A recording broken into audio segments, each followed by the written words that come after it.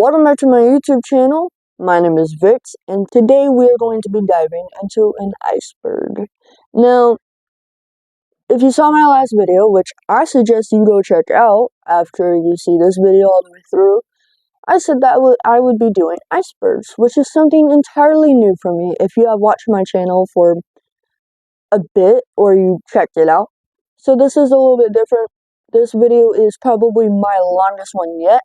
So I hope you guys really enjoy this video. I found this super fun to do because it gave me a lot of new information that I did not know, and I really adore this game. That's the iceberg we're going down today.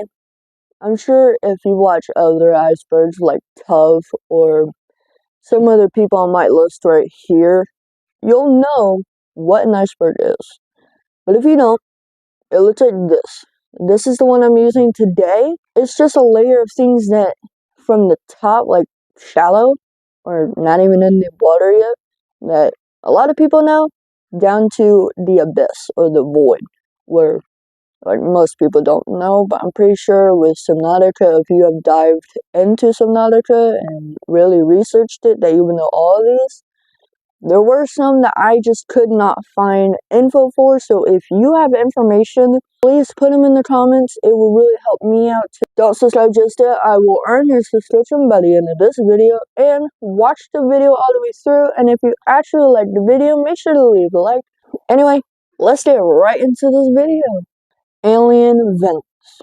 The alien vents are a huge network of pipes created by a precursor race that stretches out into the crust of planet 4546b. These pipes have multiple access points throughout the world, and they all come together at the primary containment facility.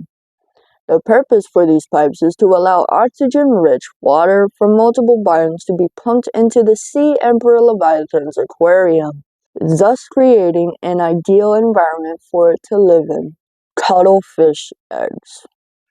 The cuttlefish eggs are a round, transparent outer membrane with 3 small bumps on the bottom. The cuttlefish tends to use its tentacles to prowl itself and mostly swims around in circles and letting out various chirping noises. The cuttlefish's body is small, gray in color on the dorsal side, with white bioluminescent coloring on the ventral side, and a white stripe running along the length of its body from the top of the head to its rear side. Degassi sea bases.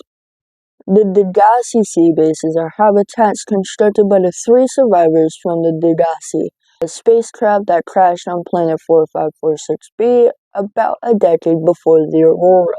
The player can find several abandoned PDAs scattered around the bases, which gradually reveal the fate of the survivors. Some of the PDAs will add a signal showing the coordinates, or if you want to say location, of the next base. Reaper skeleton and lava zone. Reaper Leviathan remains can be found on the floor of the inactive lava zone and within the mountain's corridor. They are either found as whole skeletons or just the head. The Reapers came to rest in these locations in recent months due to the dwindling food supplies of the inactive lava zone, which forced the sea dragon leviathans to hunt elsewhere to support their massive food requirements. As a result, the sea dragons have recently started coming out of the lava zones to hunt Reaper leviathans. Second layer. Void Super Leviathan. The Void Leviathan is a Leviathan-class organism that only lives in the void and goes nowhere else. Altera discovered this creature in the middle of the 23rd century when Altera submarine spotted a pair of yellow glowing eyes. Unfinished crater edge terrain. The crater edge, also known as the void, is the area surrounding this crater. With no resources and extreme danger, the zone serves as a border for the game's map. Adult leviathans live in the crater edge, where they deter players from straying outside the playable area. When entering the crater edge, a single ghost leviathan spawns in at first. If the player stays in the crater edge for 40 seconds, a second ghost leviathan will spawn. Staying in the area for another 40 seconds will spawn a third and final Ghost Leviathan. They will pursue the player until they return to the playable area, upon which all Ghost Leviathans retreat. The crater edge is thought to be the old home of the gargantuan Leviathan, of which a fossil can be found in the Lost River. Once the player has gone 8,192 meters in any direction, the player reaches the farthest reachable point of the crater edge. Leviathan spawn locations. The Ghost Leviathan spawn locations goes as this. 3 adult Ghost Leviathans spawn on the map, not including the infinite amount of them found in the crater edge. 2 in the Grand Reef, and 1 in the northern Blood Kelp zone. The Reaper Leviathans can be found in areas such as dunes, crash zone, and mountain biomes. The Sea Dragon Leviathan can be found in areas such as inactive lava zone and lava lakes. Disabling the QEP before Sunbeam. This tragedy can be avoided if the players somehow manage to disable the quarantine enforcement platform before the Sunbeam arrives. If so, Quinn will inform them that they cannot attempt a landing due to large amounts of debris orbiting the planet. Third layer. Arctic biome and base game. The Arctic biome was never actually implemented into the game, but was labeled and even put onto the maps found in the game's folder during early development. The biome stayed through development for a long time before it was eventually replaced and scrapped. Very few leftovers of this biome exists. Inside the game files are multiple references to this biome, including old textures, biome IDs, and even a cut cold water effect. Donald Trump, China. If you listen closely to the Sparse Reef soundtrack, it sounds like Donald Trump saying China. This can be found around a minute and 5 seconds and a minute and 20 seconds. I'll put a video up for you to hear.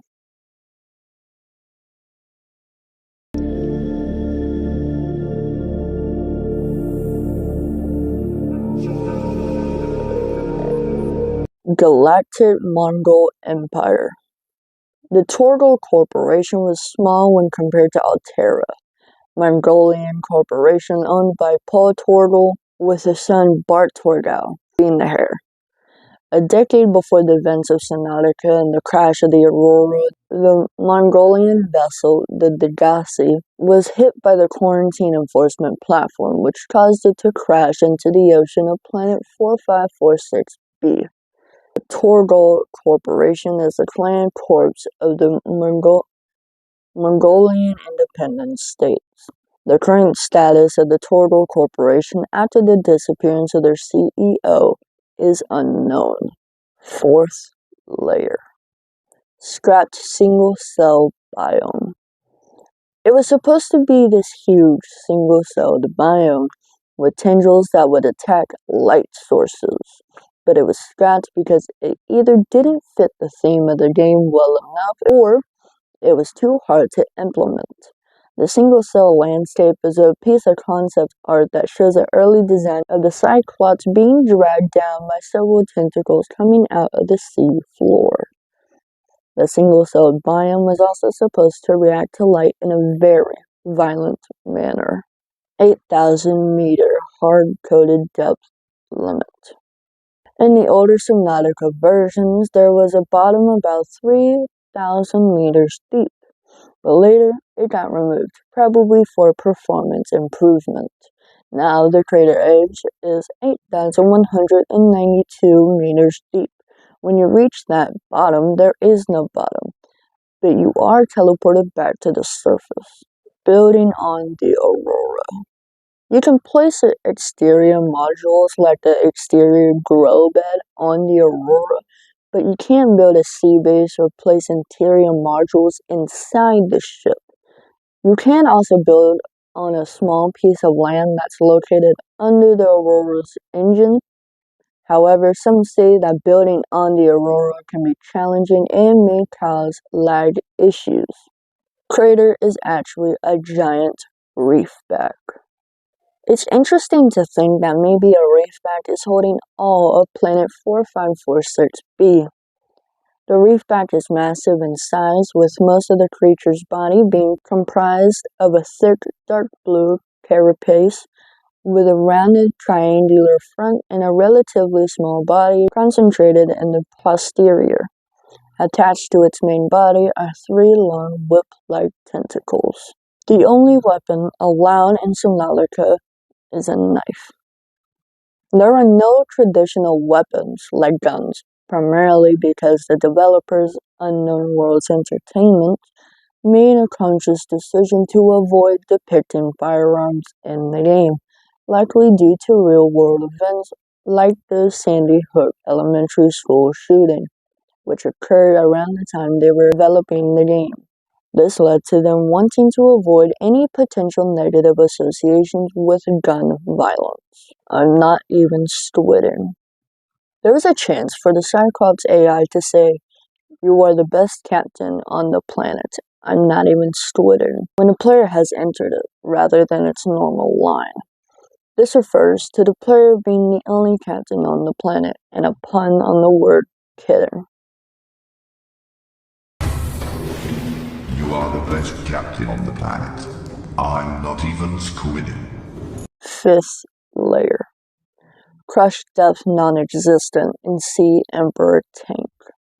You cannot die from crush depth while inside the Sea Emperor's tank because the game mechanics specifically designed the tank to be immune to pressure at extreme depths, essentially acting as a protected environment where crush depth does not apply, allowing you to safely explore the deep sea without worrying about pressure damage. The observatory is technically a biome. The observatory actually counts as its own biome in-game. This is most noticeable when in the crater edge, where upon entering the observatory, the ghost leviathans will retreat and leave the player alone, as the player is no longer technically in the crater edge. Taming stalkers. To tame a snow stalker in Subnautica, you can feed it when it crawls to you while holding a Preston's Delight. After feeding the snow stalker, it will not attack you for a while. Multiplayer mode. There is no such thing in Subnautica game itself, but you can get a mod in order to play with another person. If the Subnautica devs ever add an actual multiplayer option, I believe it could change the game entirely. Terraformer tool. The terraformer could/can deform and form the environment, useful for digging and forming bridges. It has no icon, and is only available through console commands. The terraformed previous model was a green variation of the Flashlight's model. This was changed to have a different model in the Seamoth update. It is still obtainable using console commands. Pre-Aurora Crash Zone Biome. The biome around the Aurora before the ship crashed is likely an extension of the surrounding biomes.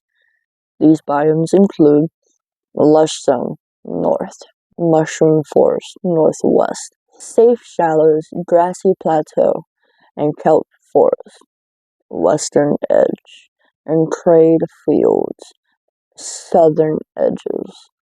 6th layer, Warner language. The Warpers, or the Self-Warping Quarantine Enforcer Unit, as named by the precursors, is also a biomechanical life form created by the precursor race, belonging to the fauna category.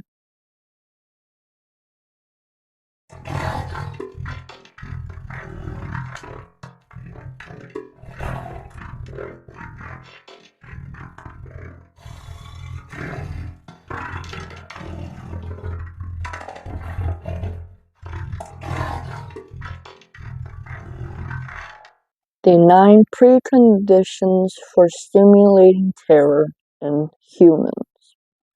1 to 7 must occur within the biome, both the trench and the northern one. 1. Odd color palette. A color palette that stimulates a feeling of leave when seen. Rule of 3. Any dark color, any light color, and shade of dark red, particularly blood red. 2. Noises. Disembodied, eerie sounds, any sound without an easy-to-find source. 3. Lighting. Very dim, but still slightly illuminated lighting. Not completely pitch black, not bright either. Only bright enough to make vague shapes, letting the mind decide what's a threat. 4. Monsters. Given. Odd fauna that are immediately designated as a threat. Disorientation. Repetition and a lack of markers can instantly lead to disorientation. One could feel like they're going in circles. 6. Loneliness. Although a given of 4546b, the sparseness of fauna in the blood kelp trench could lead to a feeling of something not being right, as if something had taken them. 7. Organic shapes. Strands, pods, bulges, or other such organic forms in objects not considered organic, such as stone, includes anything that evokes a "is this flesh?" response. Last two are hard to figure out, but it could be these two. 8. Claustrophobia. The spaces of both blood-kept zones have a lot of space, horizontally and vertically. 9. Limited time. No known signs of limited time in the blood-kelp zones. However, limited time itself can lead to panicking. 7th layer. Weaponized crash fish. Instant crash fish can be used as ammo for the propulsion cannon and can be used as a type of bomb. It should be noted that when inside an alien containment, crash fish will not explode. However, once released out into the wild, the crash fish will swim in random directions and explodes after 20 seconds. Prawn suit from District 9. So this could be known as useless information, but the prawn suit as seen in Subnautica is/could be a likely reference to the prawn suit from District 9, a mobile nanosuit powered by liquid power cells. Last layer. Precursor alien models. What if 4546b is just Earth? Think about it. The precursors are just evolved humans. 4546b is just Earth with an extra moon that may have been slingshotted from another galaxy. The so-called humans, precursors, are all humans, but the other part of humanity left to explore the galaxy thousands of years ago, and the precursors stayed on Earth. This theory could be supported by the precursors having a similar computer vision of a human. Because of two moons, the water rose hundreds, maybe even thousands of meters, and everything went underwater. All evidence of the other race was erased. From history and forgotten, but the precursors kept evolving faster than those who left 4546b.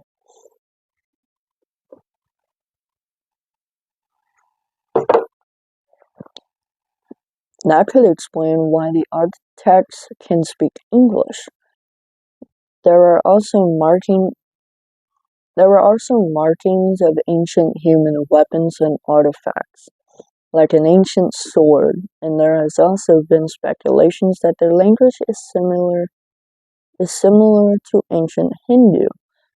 It's quite interesting that the player PDA can translate some words without struggling. Subnautica, but no water hole playthroughs.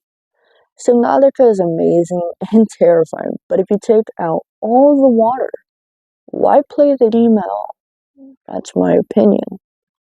It takes away the feeling of the unknown without the depths. Also, without the reflections on the seafloor, it does feel a bit more empty and not as stressful. Paper Leviathan. Paper Leviathan isn't an actual thing, but it could be with mods. Now, what would a Peeper crossbreed with a Reaper Leviathan look like? I don't like it. No. Who made it and why? What is that? Like, what is that, bro? Outro. And that's gonna do it. I hope you guys enjoyed this long video. It took a lot of editing and a lot of research, but I really enjoyed it. So I might do more of these. And if I earned your subscription, make sure to subscribe. And if you watched the video all the way through and you actually liked the video, make sure to leave a like, because it helps me to know that you watched it all the way through, giving me that watch time, and you left a like. I've been your host, Bits, and I will catch you in my next video.